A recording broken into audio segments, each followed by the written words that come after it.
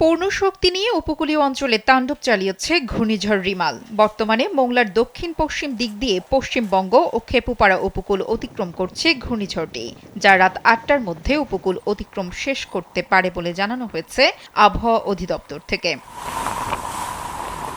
রিমালের দানবীয় আঘাতে বৃষ্টির সঙ্গে অস্বাভাবিক বাতাসে লণ্ডভণ্ড হয়েছে হাজার হাজার ঘরবাড়ি, ভেঙে পড়েছে দোকানপাট ও গাছপালা। এদিকে ঘূর্ণিঝড়ে এখন পর্যন্ত ৭ জেলায় মোট ১৬ জনের মৃত্যুর খবর পাওয়া গেছে বলে জানিয়েছেন দুর্যোগ ব্যবস্থাপনা ও ত্রাণ প্রতিমন্ত্রী মহিবুর রহমান। তবে এই সংখ্যা আরও বাড়তে পারে বলে ধারণা করা হচ্ছে। প্রবল শক্তিশালী ঘূর্ণিঝড় রিমালের তাণ্ডবে বাংলাদেশ ও ভারতের উপকূলীয় এলাকায় অন্তত ১৯টি জেলা ক্ষতিগ্রস্ত হয়েছে।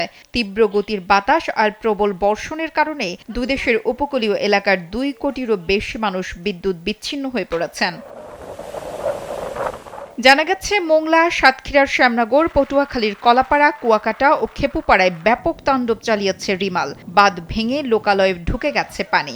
মোংলার শ্যালা নদী ও পশুর নদীর পানি প্রবাহিত হচ্ছে বিপদসীমার উপর দিয়ে। চট্টগ্রামের রিমালের প্রভাবে বৃষ্টিপাত হচ্ছে, পাহাড় ধসের আশঙ্কাও করা হচ্ছে। কক্সবাজারে বঙ্গোপসাগরের জোয়ারে প্লাবিত হয়েছে ২১টি গ্রাম।